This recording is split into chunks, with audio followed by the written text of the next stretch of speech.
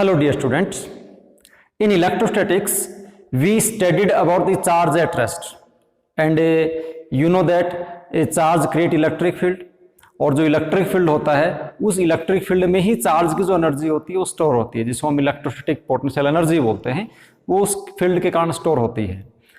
Electrostatics में हमने देखा कि हमारा जो चार्ज था वो रेस्ट के अंदर था, वो किसी भी तरह से मूव नहीं कर रहा था, इसीलिए हमने उसको इलेक्ट्रोस्टैटिक्स कहा था। अब आप सोच के देखिए, अगर चार्ज मोशन में आ जाए, चार्ज किस में आ जाए, मोशन में आ जाए, तो क्या हो? और चार्ज जो मोशन में आता है तो इसको हम बोलते हैं इलेक्ट्रोडायनेमिक्स। तो इलेक्ट्रोडायनेमिक्स में हम पढ़ते हैं चार्ज को मोशन के अंदर, और जब भी चार्ज मोशन में होता है तो वो करंट पैदा करता है, और फिर उसकी जो स्टडी होती है उसको हम बोलते हैं करंट इलेक्ट्रिसिटी। इलेक्ट्रोस्टैटिक्स हमारी जो यूनिट थी उसमें हमने ये पढ़ा कि जो चार्ज रेस्ट पोजीशन में होता है वो सोर्स होता है इलेक्ट्रिक फील्ड का। नोट करके रखें इस बात को, charge at rest is the source of electric field.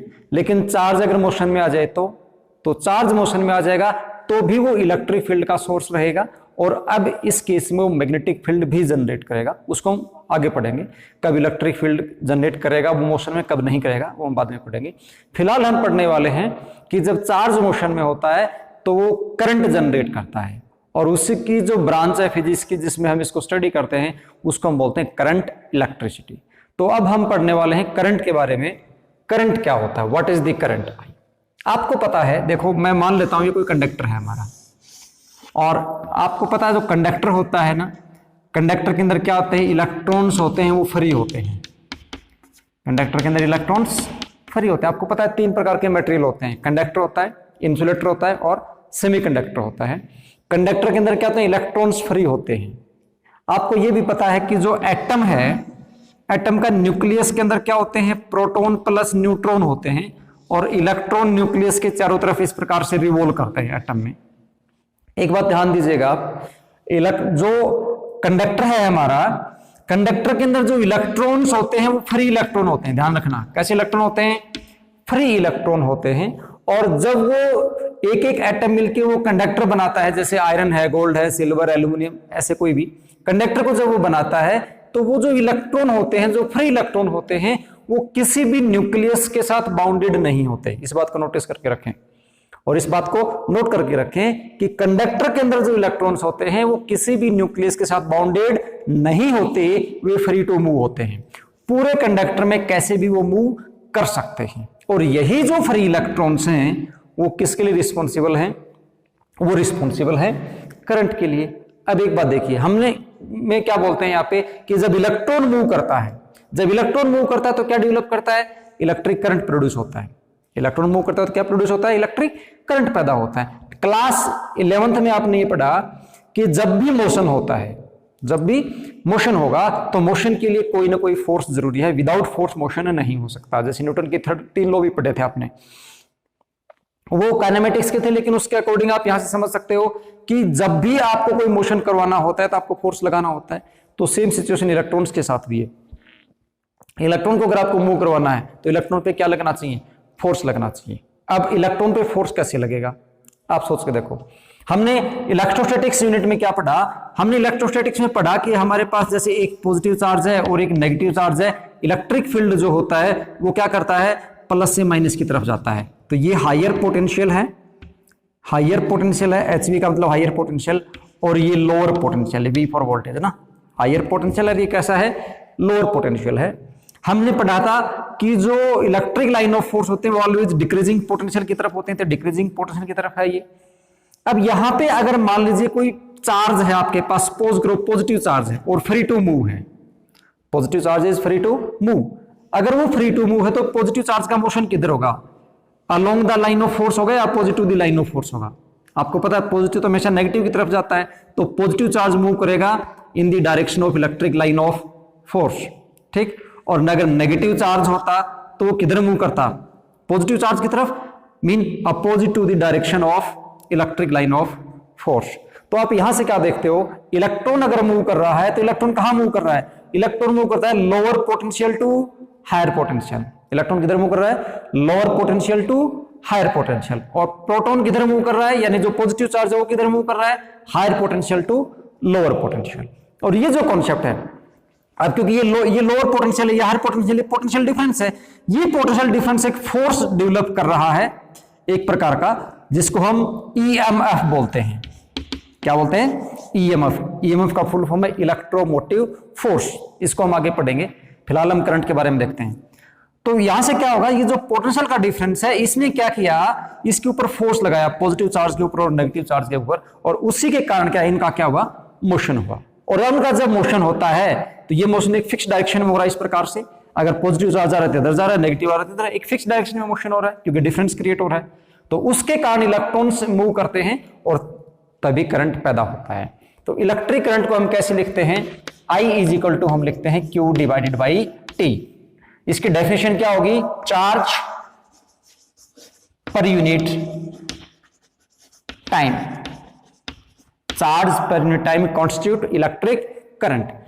लेकिन यहां से एक बात ध्यान देने की है कि हमारा ये जो चार्ज है ना, ये मूव कर रहा है, ये डेफिनेट डायरेक्शन में मूव कर रहा है। डायरेक्शन कैसे होनी चाहिए? डायरेक्शन डेफिनेट होनी चाहिए। यहां पे एक बात और सुन लो आप, जैसे अभी मैंने आपको कहा कि जब इलेक्ट्रॉन मूव करते हैं तो करंट डेवलप होता है, इलेक्ट्रॉन मूव करते हैं तो करंट डेवलप होता है, ये बात बिल्कुल सही है। बट ओनली इलेक्ट्रॉन के मूव करने से करंट डेवलप नहीं होता। फॉर एग्जांपल देखिए, इसी कंडक्टर में मान लीजिए मैं पोटेंशियल डिफरेंस अप्लाई नहीं करता हूं, ये रूम टेम्परेचर के ऊपर रखा हुआ है, तो रूम टेम्परेचर के ऊपर भी जो उनको फोर्स मिलेगा, काइनेटिक, आपको पता है टेम्परेचर के कारण क्या होती है, वेलोसिटी इंक्रीज होती है, काइनेटिक एनर्जी इंक्रीज होती है। तो रूम टेम्परेचर के कारण भी ये जो इलेक्ट्रॉन्स हैं, ये इलेक्ट्रॉन इधर मूव कर रहा है, ये इधर मूव कर रहा है, ऐसे इस प्रकार से रैंडमली मूवमेंट होता रहता है इनके अंदर। रूम टेम्परेचर के ऊपर भी इलेक्ट्रॉन्स के अंदर रैंडम मोशन होता रहता है। ये रैंडम मोशन है इनका, इसको हम क्या बोलते हैं? इसको थर्मल वेलोसिटी बोलते हैं। ये जो वेलोसिटी है इनकी, इनको क्या बोलते हैं? थर्मल वेलोसिटी बोलते हैं। और अगर इन सभी इलेक्ट्रॉन की, जैसे इसके अंदर नंबर ऑफ इलेक्ट्रॉन्स होते हैं, तो इन नंबर ऑफ इलेक्ट्रॉन्स की अगर मैं थर्मल वेलोसिटी की एवरेज निकालता हूं, ये इनिशियल वेलोसिटी थी, तो इसकी जो यू एवरेज है वो हमेशा जीरो आती है। जीरो क्यों आती है? क्योंकि कोई अप जा रहा है, कोई डाउन जा रहा है, कोई लेफ्ट जा रहा है, कोई राइट जा रहा है, एवरेज वेलोसिटी सभी के लोगे तो क्या हो जाएगी? वो जीरो हो जाएगी। एवरेज वेलोसिटी जीरो है, इसका मतलब इनके पास किसी प्रकार का कोई भी नेट मोशन नहीं है। और नेट मोशन नहीं है तो आपको पता है चार्ज मोशन में तो नहीं हुआ, नेट मोशन नहीं है ना, इसका मतलब करंट भी नहीं है। तो इस बात को आप अच्छे से समझ लें कि इलेक्ट्रॉन किसी डेफिनेट डायरेक्शन में मूव करेगा तो ही करंट डेवलप होगा। ओनली इलेक्ट्रॉन के मूव करने से करंट नहीं होता है, क्योंकि कंडक्टर के अंदर आपने देख लिया नंबर ऑफ इलेक्ट्रॉन्स होते हैं और रैंडमली अगर वो मूव करेंगे तो एक दूसरे की वेलोसिटी को कैंसिल करते चले जाते हैं। एवरेज वेलोसिटी उनकी आएगी, वो कितनी आएगी? जीरो। और एवरेज वेलोसिटी जीरो है तो उसमें कोई करंट नहीं है। इसलिए जो स्टैटिक सिचुएशन होती है, आपका जो रूम है, रूम के अंदर आप जितने भी मेटल आर्टिकल्स देखते हो और जितने भी मेटल के ऑब्जेक्ट्स हैं, आप किसी भी ऑब्जेक्ट को टच करके देख लो, उसमें आपको करंट फील नहीं होगा, लेकिन उसके अंदर इलेक्ट्रॉन से वो मूव कर रहे हैं। इलेक्ट्रॉन मूव कर रहे हैं फिर भी करंट नहीं है, रीजन यहां क्लियर है, ठीक है। तो करंट कब होता है? जब एक डेफिनेट डायरेक्शन में इलेक्ट्रॉन मूव करते हैं तो करंट होता है। अब आप यहां से देखिए, डेफिनेट डायरेक्शन है, यहां भी एक बात बहुत ही इंटरेस्टिंग बात है, बहुत से बच्चे कंफ्यूज हो जाते हैं, जैसे वो डायरेक्शन को देखते हैं तो इसको वेक्टर क्वांटिटी बता देते हैं करंट को, क्योंकि आपको पता है वेक्टर क्या होता है? वेक्टर एक ऐसी क्वांटिटी है जिसके पास मैग्नीट्यूड भी होता है और डायरेक्शन भी होती है। यहां से हम देखते हैं करंट के पास क्या था? डायरेक्शन भी है और क्या है? मैग्नीट्यूड भी है, तो उसके अकॉर्डिंग तो वेक्टर होना चाहिए, but actually it is not a vector quantity. Current कैसी क्वांटिटी है? ये स्केलर क्वांटिटी है। It is a scalar quantity. Current is a scalar quantity. Scalar quantity क्यों है?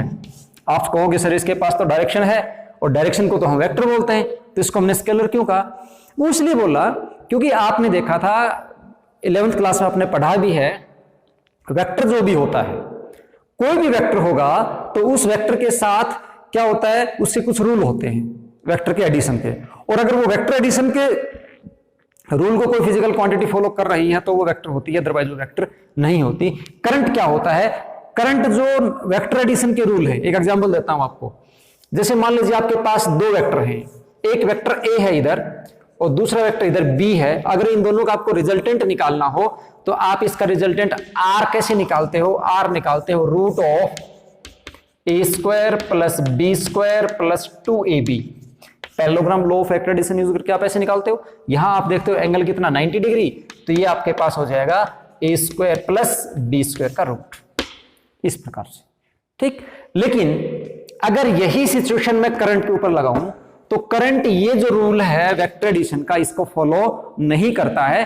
करंट एल्जेब्रिकली ऐड होता है। एल्जेब्रिकली ऐड होने का मतलब है, मान लीजिए जैसे 2 एम्पीयर करंट आपके पास और कोई 2 एम्पीयर करंट है, रिजल्टेंट निकालना है इनका, तो सिंपल जो नेट करंट होगा मेरे पास आई, वो होगा 2 + 2 that is equal to 4 ampere. वो जो करंट है, इस प्रकार से रूल हम नहीं लगाएंगे, इसलिए जो हम क्या बोलते हैं, करंट जो होता है वो एक स्केलर क्वांटिटी है, वेक्टर क्वांटिटी नहीं है। ओके, ध्यान रखेंगे इस बात को। I = Q / T होता है। आपको पता है Q की जो यूनिट है वो कूलम होती है और टाइम की यूनिट क्या होती है, सेकेंड, तो कूलम डिवाइडेड बाई सेकेंड। तो करंट की जो यूनिट है I = जिसको एम्पियर बोलते हैं, ये कूलम पर सेकेंड होती है। करंट की ऐसा यूनिट क्या होती है, एम्पियर। ये क्या है,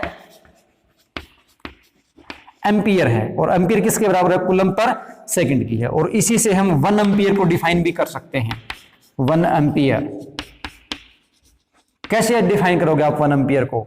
1 एम्पियर होता है if Q = 1 coulomb and T = 1 second, then I = 1 ampere. इसका मतलब ये हुआ, अगर कोई भी इलेक्ट्रॉनिक सर्किट है और उस इलेक्ट्रॉनिक सर्किट में 1 सेकेंड के अंदर 1 कूलम चार्ज फ्लो करता है, mean 1 coulomb of charge is flowing per second, then current in the circuit is 1 ampere. Okay, ये करंट की बात हुई।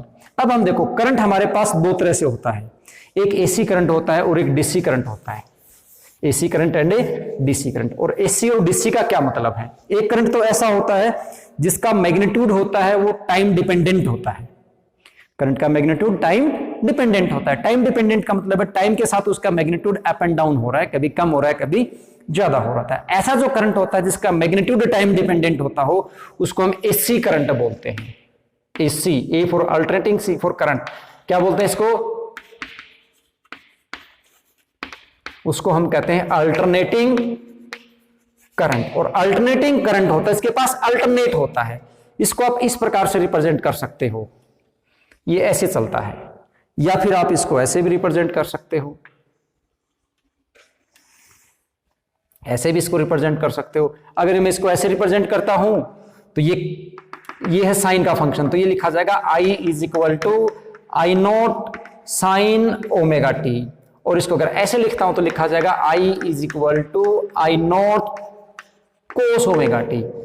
कोस और साइन, जिस प्रकार से जो वेव है, ये 11th क्लास में आपने वेव फंक्शन पढ़ा होगा। बाकी I = I0 sin ωt, ये हम आगे की एक यूनिट है हमारी, उसके अंदर और अच्छे से पढ़ेंगे। फिलहाल आप देखो कि अल्टरनेटिंग करंट होगा तो ऐसे लिखेंगे I = I0 sin ωt cos ωt, I = I0 sin ωt, और इधर से I = I0 cos ωt लिखते हैं। यहां पे ये I0 क्या है? ये जो मैक्सिमम वैल्यू है, ये जो वैल्यू है, ये वैल्यू कौन है? I0 है। यहां से लेके और यहां तक इस वैल्यू को क्या बोलते हैं? I0। इधर ये जो वैल्यू है इसको हम क्या बोलेंगे? I0 बोलेंगे। ओमेगा इसकी एंगुलर फ्रीक्वेंसी है और T क्या है? टाइम है। मतलब ये टाइम एक्सिस के साथ इस प्रकार से करंट के अंदर वेरिएशन हो रहा है। ऐसे करंट को हम बोलते हैं अल्टरनेटिंग करंट, एसी करंट। और इसको लिखा जाता है I = dq / dt। इसको कैसे लिखा जाता है? I = dq / dt।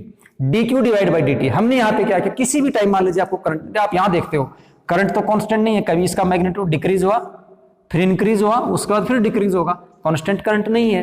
तो हम क्या करते हैं, dq/dt जब लेते हैं तो आपको पता है dq जो है वो एक चार्ज का स्मॉल फ्रैक्शन है dt in the fraction of time. मान लीजिए आप किसी भी टाइम पे निकालना चाहते हो, यहां निकालना चाहते हो, तो यहां निकालना चाहते हो तो यहां का जो टाइम है वो dt टाइम है, इससे पहले और बाद के टाइम से आपको कोई मतलब नहीं है। तो यहां ये करंट निकलेगा, ये तो ये अगर आपको इसी टाइम पे करंट निकालना हो तो क्या लिखते हैं? I = dq / dt, rate of change of charge with respect to the time. और यहां जो करंट है रिप्रेजेंट किया हमने I = I0 sin ωt, इसके अकॉर्डिंग हम यहाँ पे करंट ऐसे निकाल देंगे। तो ये जो रिप्रेजेंटेशन होती है एसी करंट की।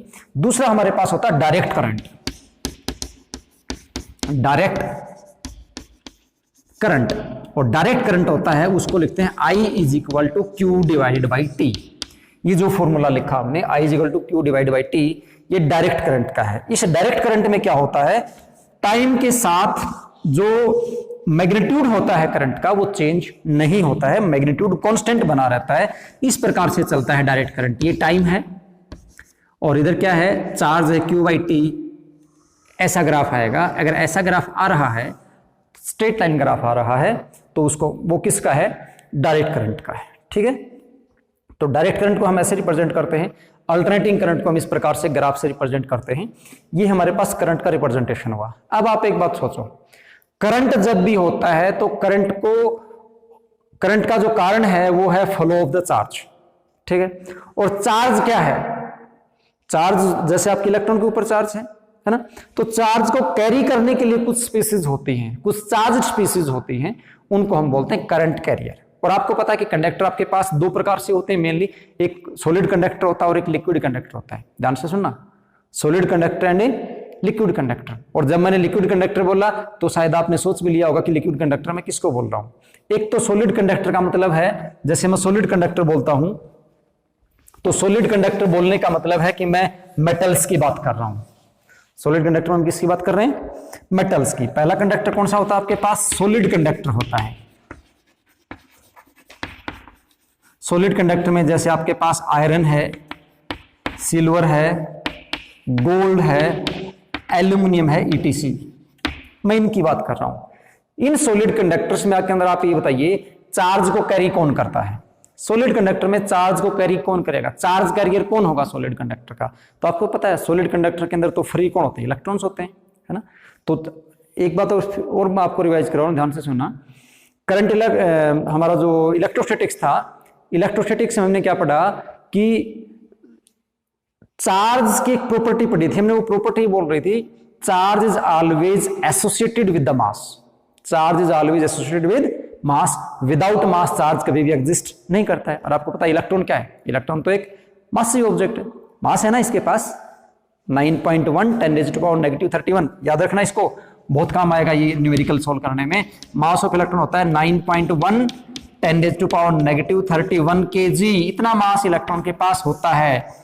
तो इलेक्ट्रॉन के पास इतना मास है तो आपको पता भी है कि इलेक्ट्रॉन का जो चार्ज होता है, चार्ज ऑन इलेक्ट्रॉन, वो होता है -1.6 एंड 10⁻⁻19 कूलम, है ना। तो सॉलिड कंडक्टर के अंदर चार्ज कैरियर कौन होगा, यहां पे इलेक्ट्रॉन्स होंगे।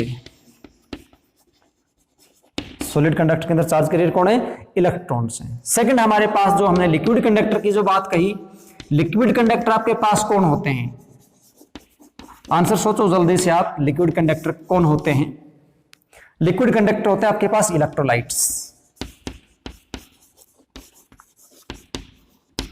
इलेक्ट्रोलाइट्स, जैसे इलेक्ट्रोलाइट्स का एग्जांपल है आपके पास, मैं NaCl लेता हूं, NaCl को एक्वस कर देता हूं, एक्वस NaCl है, क्या है वो, इलेक्ट्रोलाइट है। और एक्वस NaCl में आपको पता है एक Na पॉजिटिव होता है और Cl क्या होता है, नेगेटिव होता है। इस प्रकार से मान लीजिए मैं CuSO4 ले लेता हूं, कॉपर सल्फेट का सॉल्यूशन ले लेता हूं, तो कॉपर सल्फेट में Cu तो क्या होता है 2 पॉजिटिव होता है और SO4 क्या होता है 2 नेगेटिव होता है। इसी प्रकार से आप H2SO4 ले लेते हो, तो H2SO4 में ये तो पॉजिटिव है और ये क्या है, नेगेटिव है।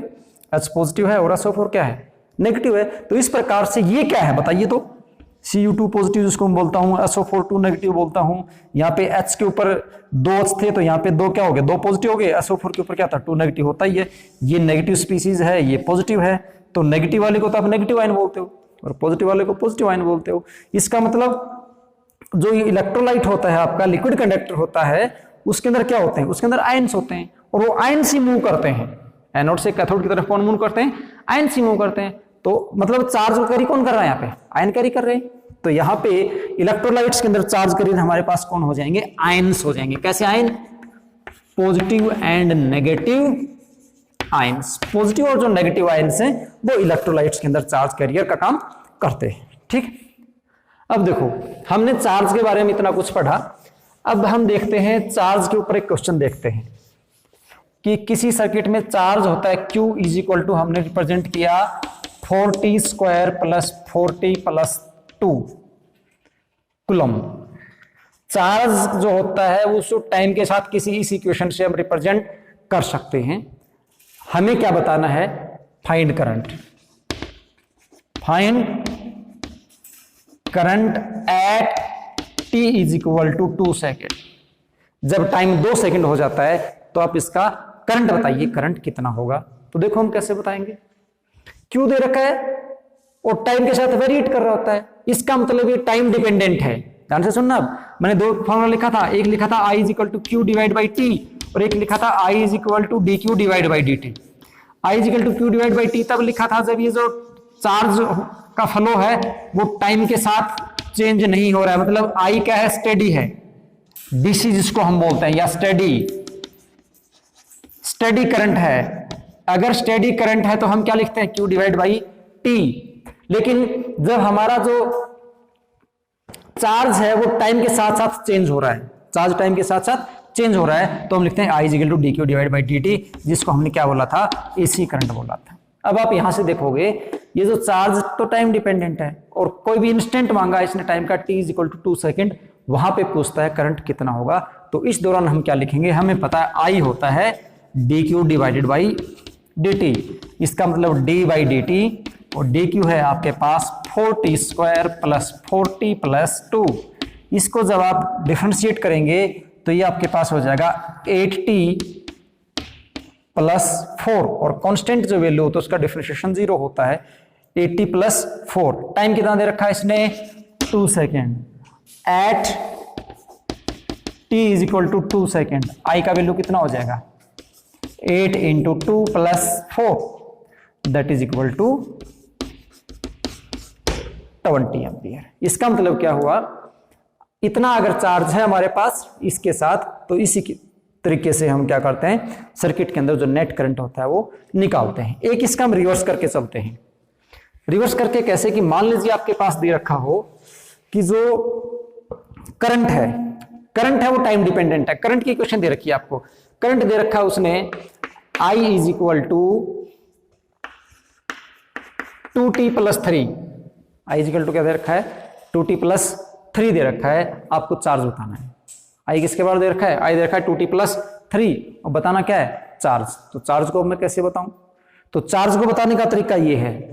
अब यहां भी देखोगे करंट टाइम डिपेंडेंट है ना, तो हमें देखा कि करंट को हम क्या लिख सकते हैं, I को हम लिख सकते हैं D Q divide by D T, तो ये हो जाएगा आपके पास 2t प्लस 3, और डी क्यू को आप क्या लिख सकते हो, इसको आप लिख सकते हो 2t प्लस 3 और इंटू डी टी, और क्योंकि आपको डी क्यू निकालना है, डी क्यू से चार्ज निकालना है, तो इसका से अगर चार्ज निकालना है तो इसको हम क्या कर दें, इंटीग्रेट कर दें। तो इसको आप इंटीग्रेट कर दो, इंटीग्रेशन करेंगे डी क्यू का, तो मेरे पास आएगा integration of 2t dt plus integration of 3dt। ठीक है, करो इसका इंटीग्रेशन आपने अच्छे से सीखा है 11th क्लास में, D Q is equal to 2, इसका इंटीग्रेशन करना है, ये हो जाएगा T square divide by 2 plus 3, और डी टी का इंटीग्रेशन कितना हो जाएगा, टी, 2 कैंसिल 2, हमारे पास क्या बना, डी क्यू का इंटीग्रेशन क्या हो जाएगा, क्यू इज इक्वल टू हमारे पास बना T square plus 3t, T square plus 3t integrate होकर हमारे पास आ गया है। इसका मतलब जो चार्ज है वो कितना है, q is equal to T square plus 3t है। तो इस प्रकार से आप क्या कर सकते हो, चार्ज से तो निकाल सकते हो करंट, और करंट से निकाल सकते हो क्या, चार्ज। ओके, अब हम क्या करते हैं, हम एक ग्राफ ड्रॉ करते हैं चार्ज के बीच में, और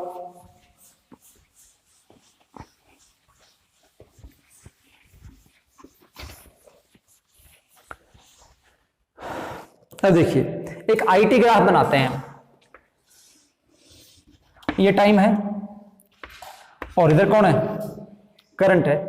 और आईटी ग्राफ आपको क्या देता है, आईटी ग्राफ से आपको क्या मिलेगा, सपोज करो मैं एक ऐसी लाइन बना लेता हूं, एक बार ये लाइन मैंने बना ली, ठीक है, ये कोई टाइम दे दिया, इस टाइम के ऊपर करंट इतना था, ये करंट था और ये टाइम था।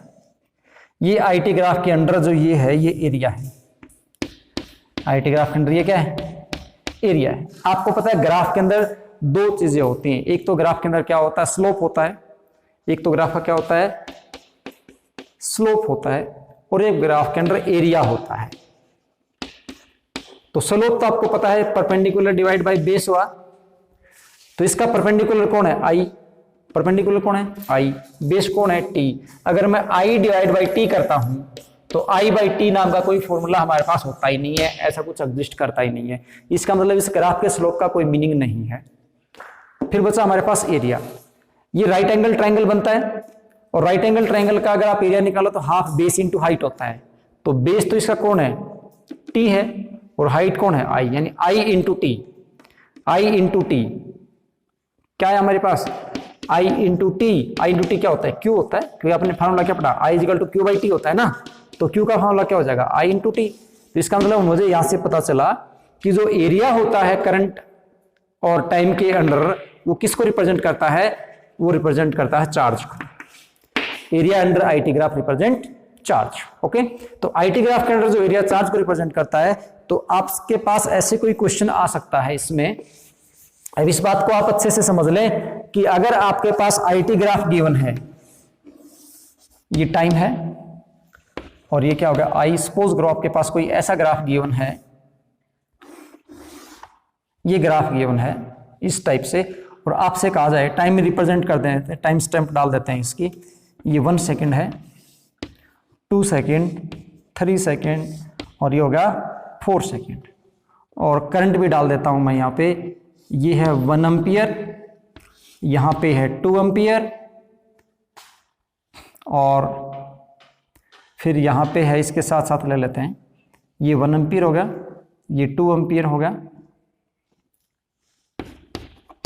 ये 3 एम्पियर, ऐसे कुछ करंट दे रखा है आपको। ठीक है, क्वेश्चन आपसे पूछता है यहां से, find charge between the time t is equal to 1 second to t is equal to 2 second. क्या फाइंड करना है, find charge, find charge between t is equal to 1 second and t is equal to 2 second. इसका मतलब हो गया 1 second से जो 2 second थी, 1 से जो 2 सेकेंड थी, उस इंटरवल के दौरान सर्किट में कितना चार्ज फ्लो हुआ है वो आपको बताना है। तो वो हम कैसे बताएंगे, देखो इधर अभी हमने देखा कि जो एरिया होता है वो चार्ज को रिप्रेजेंट करता है। एरिया किसको रिप्रेजेंट करता है, चार्ज को। तो 1 सेकेंड से 2 सेकेंड के का टाइम इंटरवल ये है, इस इंटरवल के दौरान इतना एरिया इसके अंदर आता है, ये एरिया आता है। तो ये जो एरिया है ये आप एरिया निकाल लो। इस एरिया को आप 2 पार्ट में डिवाइड कर सकते हो। एक शेप तो आपके पास इससे ऊपर ये राइट एंगल ट्रायंगल का बन जाता है, ये आपके पास बन गया राइट एंगल ट्रायंगल, ठीक है। और ये आपके पास बन गया कोई रेक्टेंगल या स्क्वायर, जो भी एरिया, आइदर रेक्टेंगल और द स्क्वायर, इनका एरिया निकाल लेंगे। तो हमें पता है जो चार्ज होता है Q, वो होता है एरिया अंडर IT ग्राफ। तो IT ग्राफ का एरिया मैं 2 पार्ट में डिवाइड कर लेता हूं। पहला मेरे पास इसका एरिया है और इसका एरिया मैं निकालूंगा तो आएगा इसकी लेंथ इंटू ब्रेथ। तो ये 2 - 1, तो 2 - 1 कितना हो जाएगा 1 इंटू दिस कितना है 0 - 1, 1 - 0 1 प्लस इसका एरिया निकालूंगा तो हाफ इंटू बेस, ये इसका बेस है, 2 - 1 कितना हो 1, और इंटू हाइट ये है, तो ये पॉइंट तो 2 है, ये 1 है, तो ये हाइट कितनी हो जाएगी 1 हो जाएगी। 2 - 1 1 इंटू 1, तो मेरे पास कितना आया 1 + 1/2 that is equal to 3/2। Charge कितना आया Q is equal to 1.5 coulomb. कब, जब टाइम यहाँ पे किस में दे रखा है सेकंड में, और करंट किस में गिवन है एम्पीयर में गिवन है, तो चार्ज मेरे पास आया Q is equal to 1.5 coulomb. तो इस प्रकार से हम क्या करेंगे IT ग्राफ के एरिया से चार्ज फाइंड आउट कर सकते हैं।